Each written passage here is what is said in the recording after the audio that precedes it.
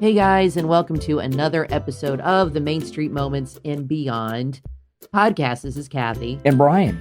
And the Kardashians visited Disney World. And That's right. So funny because somebody put it on a Facebook group, and I told my daughter, and she's a big fan of the Kardashians, so she was freaking out. Yeah. She was like, oh my gosh, of course, if we lived there, Emily would probably run right over to just try to get a glimpse of them. In fact, right now as we're talking, they're at Epcot. Yes, that's right. Right now as we speak. Hey, rich people, famous people, they got to have fun too. Everyone loves Disney. But I'm looking at these pictures, and they're on TMZ and on Page 6, and they're all over Facebook and everything.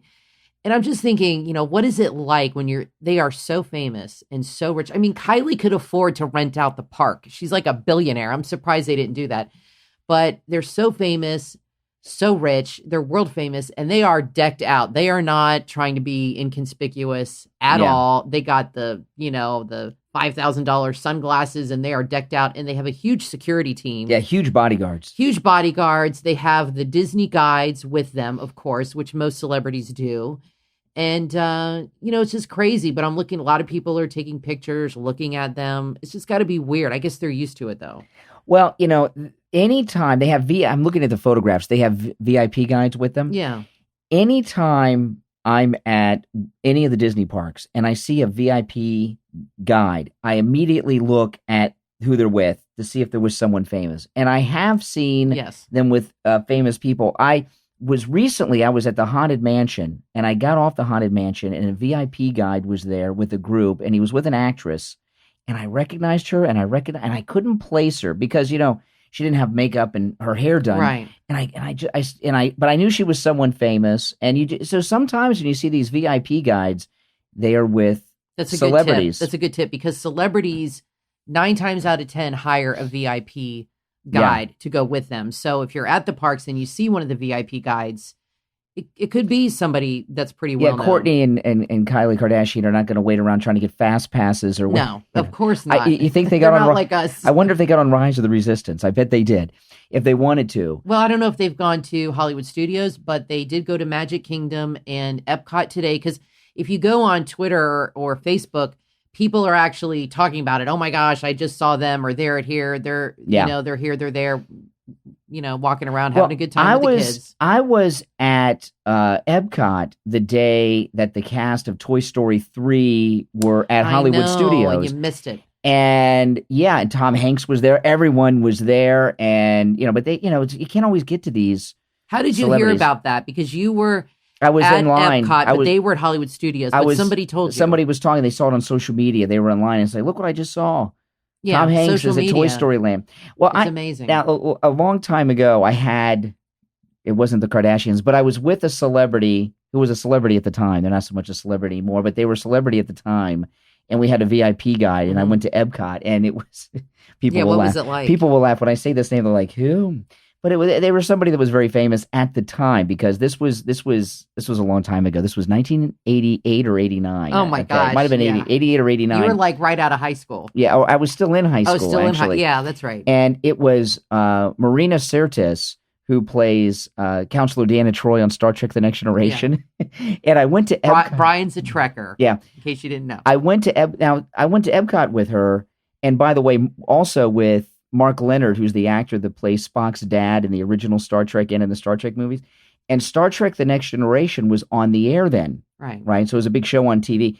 And we had a VIP guide, and we got to go with Marina Sirtis. And when you go with a celebrity, it's a little different than if you hire a VIP guide on your own. How so? Well, first off, didn't have to pay for the VIP guide. They just gave.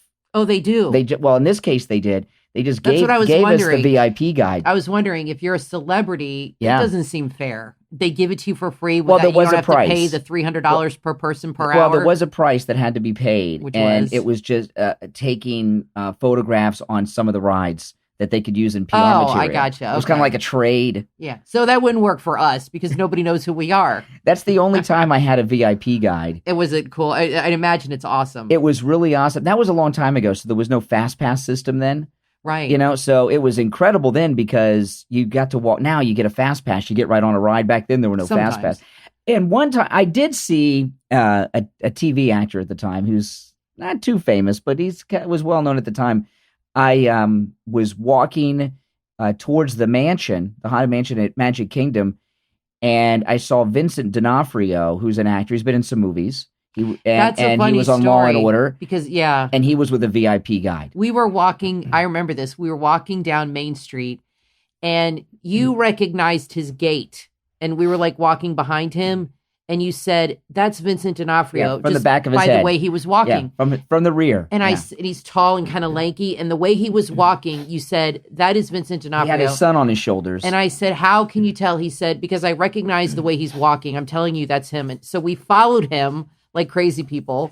You know, this was when Law and Order was on. When he was on Law and Order. What I did actually, you actually went on the ride with our daughter, and I said, I'm going to meet him.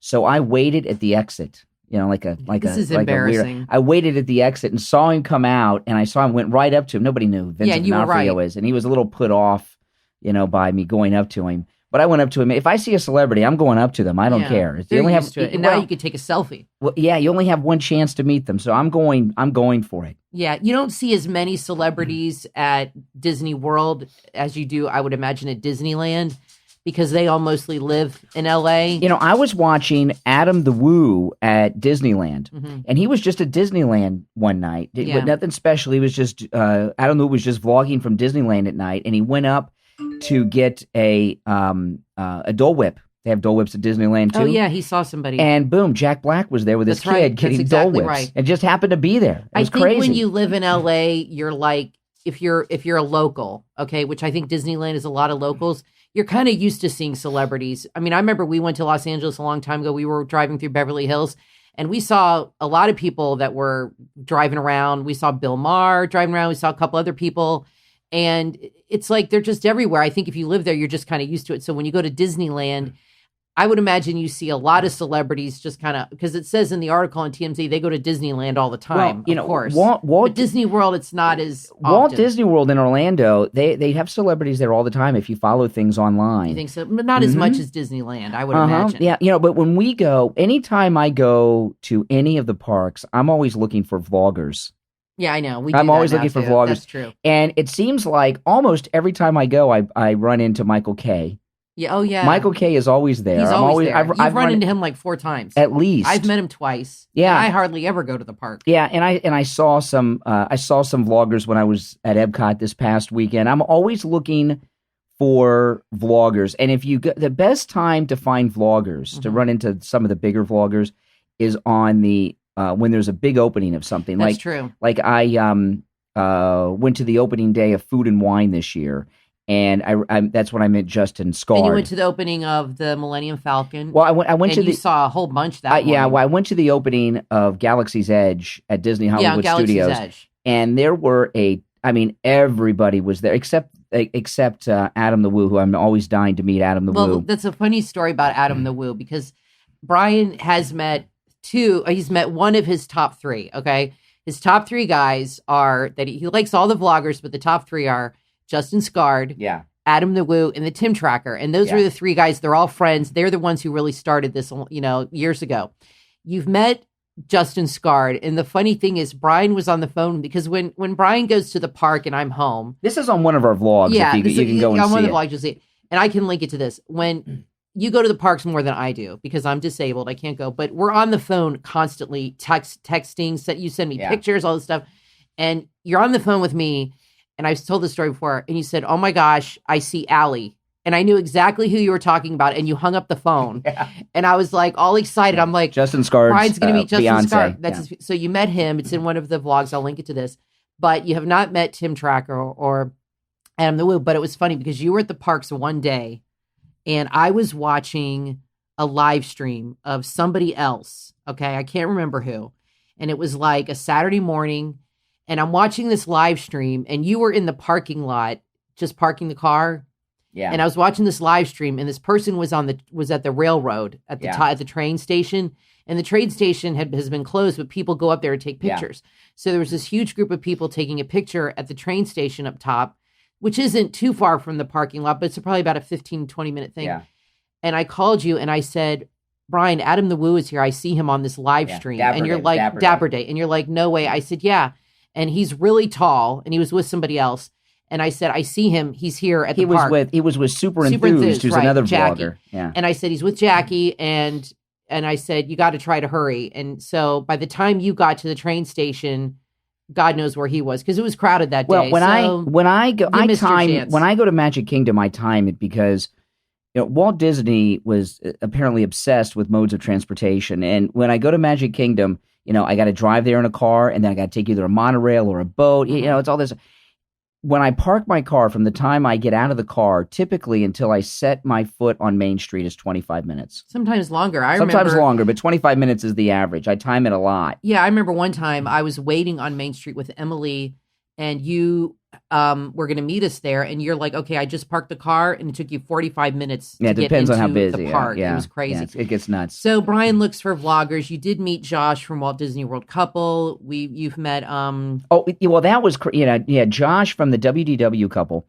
I was in the park. You stalked him too. Well, what happened with him? Yeah, I like vloggers. Other people look for the Kardashians, and Brian and I are looking for vloggers. I was at Magic Kingdom all day, and I was like, you know what? There's something going on at Epcot. Let me go over there. And I got to Epcot, and it was about 99 degrees. It was a few months ago. It was a hot day. It was a few months ago, and I've got the air conditioning on full blast. Just cool off before I go into Epcot, and Josh from the WDW Couple walks right by me. Mm-hmm. And I'm like, oh my goodness, I got to get all my stuff together. By the time I get it out, boom, he's gone. And I was speed walking to catch up to him. And so how I met him was, how embarrassing this is, right? But hey, I think a lot of people do this. At least I hope. Okay, yeah. I hope a lot of people. No, you're the only one. So Josh from WDW Couple, he's got a backpack, he's got everything, and typically I don't take a backpack or anything. So he had to go through bag check. I didn't, so I got in and I waited for him outside of bag check, and then went up to him like a nice. Weirdo. And you've met JoJo, Kyle Palo, so you've met a lot of vloggers. I'm always looking for vloggers. This weekend I met a vlogger, Theme Park Express. Theme Park Express. You watch them on YouTube. I'm always looking for vloggers. Well, you're right. If you go to the opening of an event, like you went to the opening of the art festival, that's when you met Theme Park Express. Yeah. And if you go to the opening of events, if you really want to meet vloggers, that's a good time to go, because you're going to see a couple that are there for the opening of these things. But I wonder what it's like when you're super famous. I mean, the Kardashians are probably, one of the most famous families on the planet. And then you go there and everybody's staring at you, because they were not being inconspicuous, okay? They weren't wearing baseball hats with the hair pulled back and no makeup. They were fully made up. The clothes, I mean, they look like they stepped right out of like off the pages of a magazine, all dolled up. And Kris was there, who I would love to meet her. I'm not a huge into the Kardashians like our daughter is, but I do like Kris. And they're there, and everybody's staring at them, taking pictures. Do you go up to them? Used to and what would happen if somebody went up to them and wanted a selfie or an autograph, and they have all the security? You couldn't get up to them. I don't think you could get up to them to do. I don't think you could get up to them to take a selfie with the security around them. I don't think you could. Do you think people? I think because of the security, people are afraid. To approach them. Plus, they have their kids with them, and they have little kids, so you want to be a little. I think with the security, you probably wouldn't be able to. No, I wouldn't with security to get in or the kids, because that could scare them. I wouldn't. Yeah, like a lot of times too, when I'm at Galaxy's Edge, they just started the Fast Pass at Smuggler's Run, right? They just started that. You were telling me today. It's starting in a couple weeks. And before that, though, they were using the. I saw a lot of VIP guides going through the Fast Pass entrance, and I'm always looking because Galaxy's Edge is new, always looking for someone. So if you do watch the VIP guest, you will see celebrities sometimes. You will, because they're usually happens.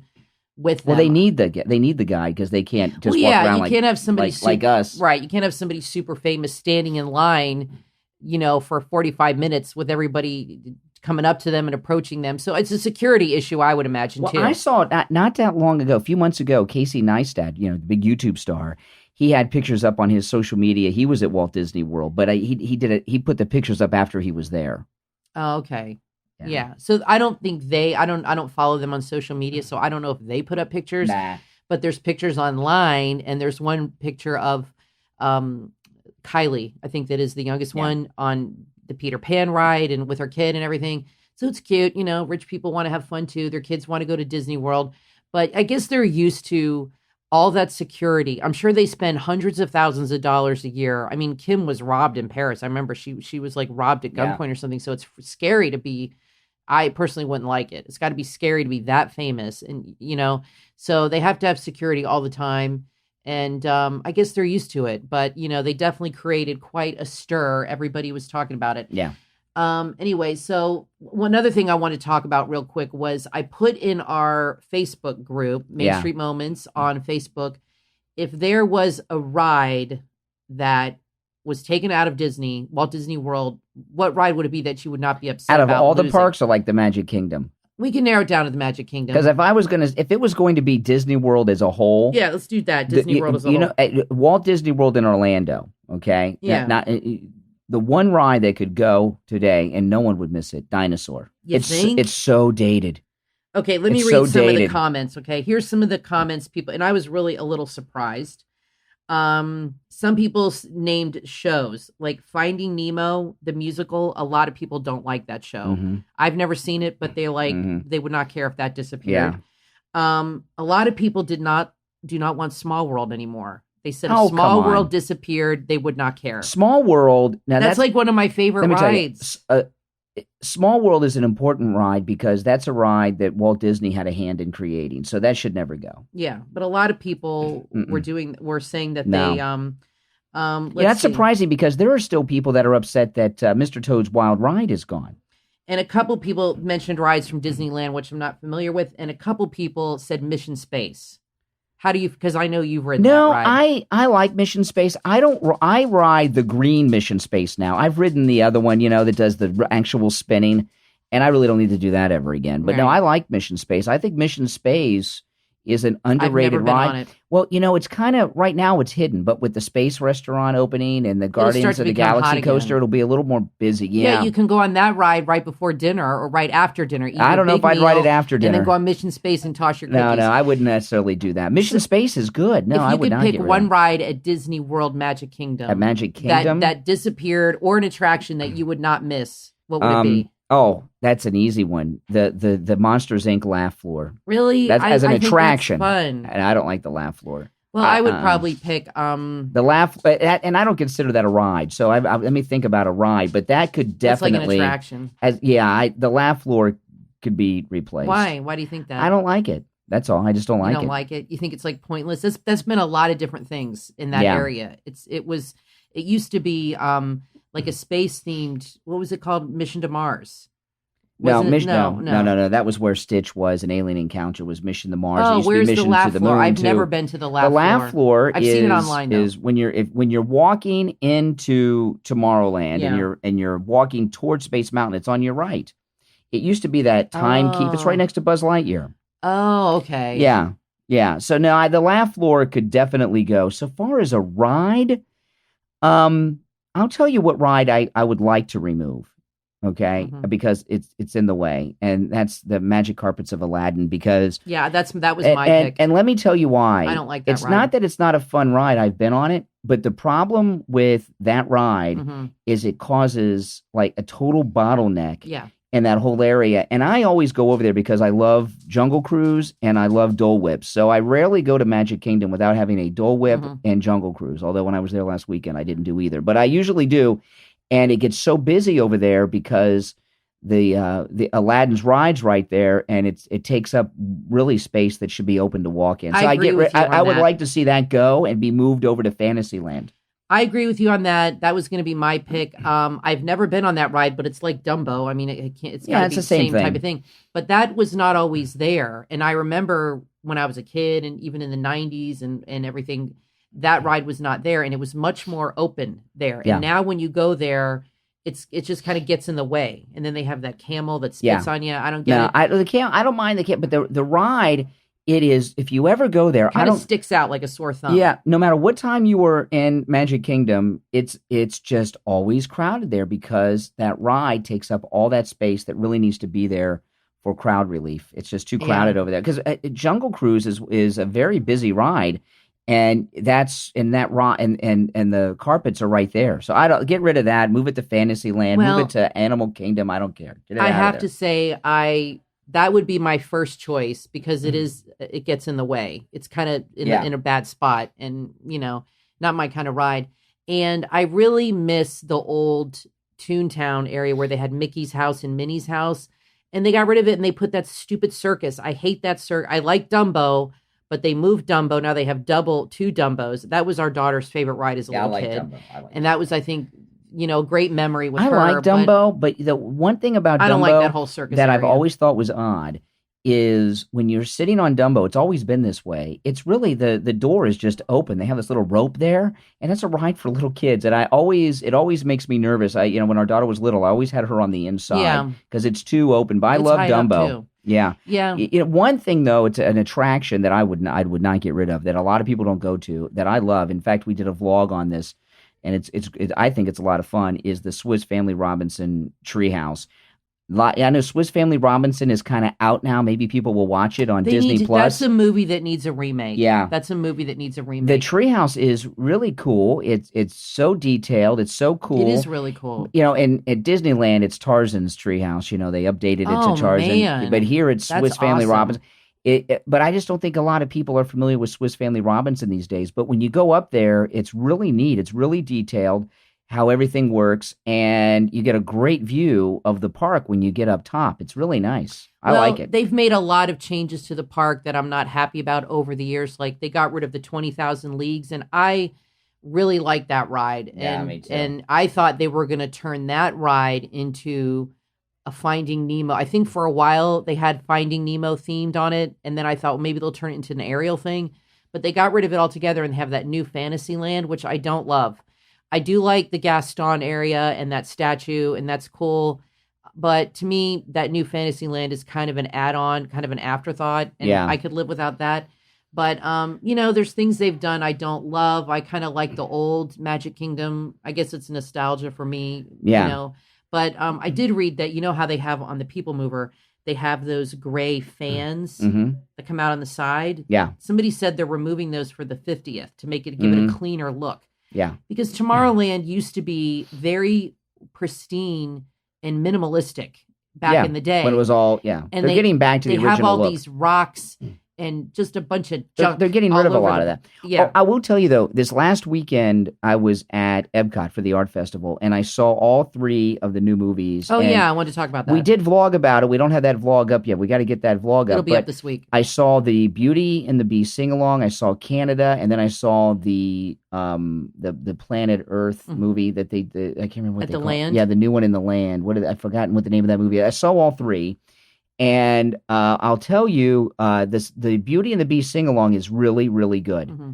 It's really, really good, and I liked it a lot. There's great really music good in that movie. Yeah, great and music. and everybody was singing along, and that's really cool. Oh, that's nice. The Canadian movie is this a movie like scenes from the movie, or how do you sit no, down? Or it how's is it set up? You sit down in there just like you did, because remember it's where Impressions of France also shows. So it's a sit down theater. It's new. It's they call it a twist on Beauty and the Beast, and it's really good. And everybody loved it. I liked it a lot. And I liked Impressions. I didn't of France, realize when I was there, right down the way at the art festival, was the actress who does the voice of Belle. Yeah, she's an artist. I had no idea. I saw her artwork, and I even filmed her, and I didn't know the name of the actress. Yeah. And I was wondering why this artist was obsessed with Belle. She had all these paintings of Belle, and I thought, why is she so obsessed with Belle? I didn't know it was Belle, and I could have met her and taken a picture with her. But so I saw the Beauty and the Beast sing-along in France, which is awesome. I went and saw the new movie in Canada, and I'll tell you, I was a little disappointed in it for 2 reasons. One, I thought when they updated the movie, it wasn't going to have the big lines from the different screens around the circle, but it still does. That's I weird. thought they were updating and having that gone. And the other thing is, like a seamless screen in the round. They got rid of Martin Short, and it's voiced by Eugene Levy and Catherine O'Hara. Who's the mother in Home Alone, right? Right. And both Canadians. They're both obviously. they're both comedians. They're both comedic. Canadians. Yeah, they're Canadian, but they're they're That's comics. Right. They're comics. comedians. That's right. They're Canadian comedians. There you go. And they do it straight. There's no jokes. There's no humor. Like in the Martin Short movie, he's a Canadian comedian, and he did jokes and funny things. you would not even recognize Eugene Levy's voice because there's no comedy. It's completely straight. And let me tell you, I was very shocked. They are two of the funniest people. They used to be on SCTV years ago with Martin Short in the 70s or in the 80s. Well, then what happened? They're really funny. This was crazy. What happened? So when you go in before we're waiting for the movie, and a lot of people are there because these are new movies, people want to see them, and they have one of the Canadian people that work in the pavilion. They did, oh, our new movie is here, Canada. And he said, starring one of our own Canadian celebrities, Eugene Levy, and everyone is like, it's Levy. It's oh all the gosh. Americans know, but the Canadian kid doesn't know who Eugene Levy is. He thought it was Levi. I'm like, oh my goodness, is he saying this all day? Really. He was messing it up. Funny. But I was a little disappointed in the movie. It did look like a lot of people say it's not all new. I don't know. It looked new to me. It wasn't the same movie. But not funny at all. No humor at all. It was totally straight. Now, I learned a lot about Canada, and it was interesting. And were the pictures nice? The film, everything was awesome, and it was a little bit like being on Soarin'. It was like, whoa, when I was watching it, even though I was just standing there because it's the same theater where you stand and lean against the railing. I like those kind of movies, and I really liked Impressions of France. I remember it because you're like walk through the city. And I like movies like that. I think it's really cool because you really get a look at... no, the movie is very good, but I just can't believe there's no humor in it. It's like watching a documentary on PBS.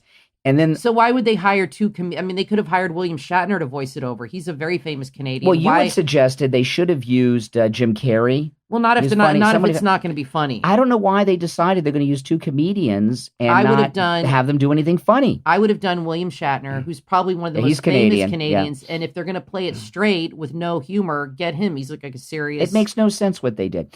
And then I saw the new movie about Planet Earth, which I'd forgotten the name of now, that's in the Land Pavilion. And I didn't like that one, and I'll tell you why. It's the theater. I don't think I've ever been in that theater to see the previous movie. Is that where they used to have the kitchen show? When you walk in the land, there was the kitchen cabaret. It might be. It's like a tiny theater. There's hardly a time that I go to Epcot that I don't end up in the land, and I've never been in that theater before that I can remember. Is it off to the left when you walk in? You walk in, it's off to the right. You walk into the land, it's right there on that floor, the floor of the entrance, and it's on the right. That's the kitchen cabaret. And I can't remember. And I'll tell you why I don't like the movie because the theater is so out of date. It looks like I'm going to a rundown dollar theater. Yeah, that's probably it. That was a theater like back in 1982 when the park was open. The theater is so dated, and it's that whole odd. building is dated. I mean, those buildings have been around. Yeah, they were built in the late 80s. I mean, the movie, they're like 30 years old. The movie itself, it's okay. It's it's science and things like this, but the theater is like, I thought there might be gum under the seat. It just seemed like that's no good. It looks like an old movie theater from the 80s. I think that's where they had built. That little puppet kitchen cabaret show. Maybe because there was a theater in there that did that. I don't ever remember being in the theater before. If any of you know what was in there before, but they should update the theater. But I will tell you, with all that being said, the Canadian movie is something I think everybody will go see once. But the Beauty and the Beast sing along in France, when I left, luckily I got in right after one got out and there was no line. I got in when I left because I was there kind of early when World Showcase was not open that long, was open like an hour, so there weren't a lot of people there yet. When I got out of the Beauty and the Beast sing-along, and this will be on our vlog, there was a long line to get in. I have not seen a line in years to get into the movie Impressions at France. So Beauty and the Beast sing-along is pretty awesome. So it's if you had to pick one of the three... Oh, Beauty and the Beast sing-along is the best. And that's one people will go back time and time again. Right. People aren't going to go see the Canadian one. It's not, they really blew it. You have two comedians and it's like a documentary narration. That's weird. It seems like they're really trying to appeal to kids and world show.